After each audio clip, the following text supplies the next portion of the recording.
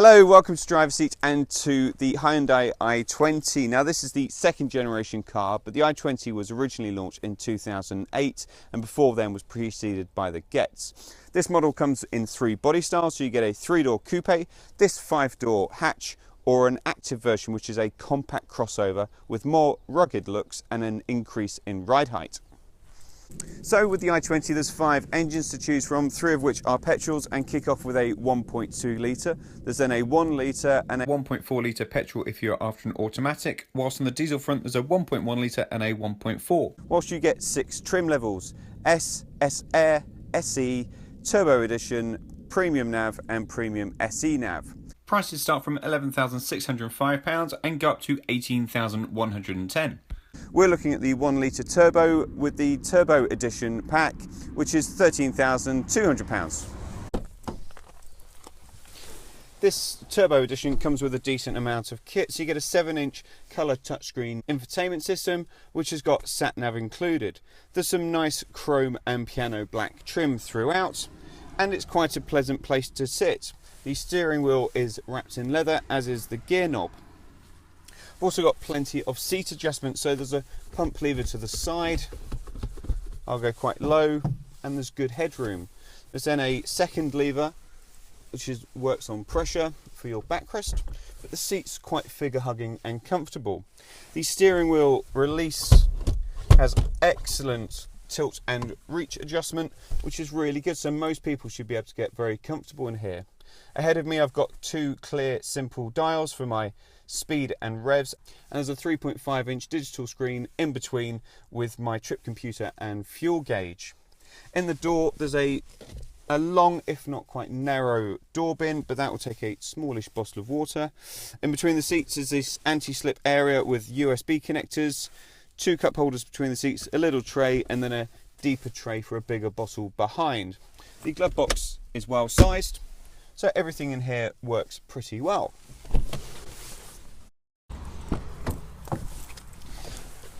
In the back I've got plenty of leg and knee room and loads of foot room, so I feel that I'm not too crammed in a supermini. Headroom's okay at 5'9". I wouldn't want to be too much taller to get very comfortable in here. There's again a narrow door bin, but we'll take a bottle. There's no central armrest to fold down and nothing too fancy. There's also a low transmission tunnel, so people should be able to sit 3 abreast in reasonable comfort.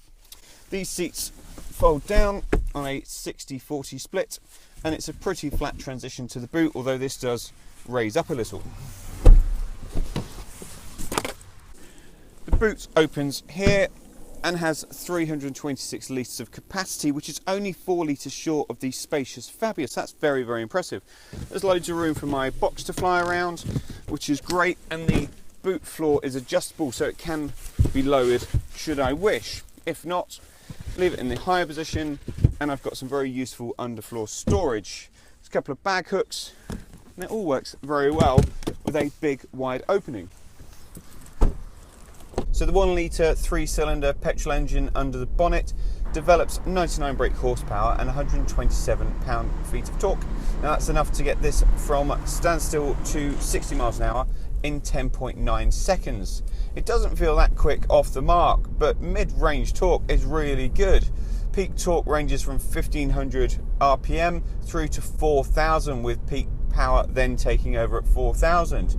And that's where it's most impressive, so keep it in that power band, and this thing really does feel very nippy indeed. Hyundai claim this will return 58.9 miles to the gallon and emits 104 grams per kilometre of CO2. Off the line it can feel a little bit sluggish, but then once that power band's hit, it's absolutely brilliant. The engine's also got a lovely raspy little exhaust note to it, sort of egging you on. The 5-speed gearbox is pretty decent. It's actually positioned quite close to you, so you're not reaching too far ahead. The throw's not too bad, but it's got a really meaningful mechanical precision, so when you slot it into gear, it feels like it's meant to be there. I really like the way the i20 handles. It feels really light and nimble. Any body movement is really well controlled through the bends, and you'll find yourself just pushing that little bit harder each time because you trust that the car can cope with it. The steering's really consistent. It's quite light in feel, which makes it very, very usable around town. But it's given me a little bit of feedback from what's going on beneath the front wheels. Turns in well, remains consistent and is accurate. Generally the ride in the i20 is really impressive. It's very comfortable in most circumstances and deals well with potholes and smaller undulations. However, get it onto a really bumpy road and that does change. So on a rough B road, this can become quite firm. It's well damped, so if you do hit a bigger bump, it settles down very quickly. It's also quite quiet in here. It's nicely refined. There's a little bit more noise on the motorway, but again, it's nothing that's going to ruin your day and nothing that you're going to resent this car for. It's actually a lot of fun to drive with that engine soundtrack, the good steering and the well-balanced handling. View out to the front and sides is good, although the thick rear roof pillar is a bit of a hindrance. But this model's got reversing camera and rear parking sensors, so that goes some way to offset that blind spot.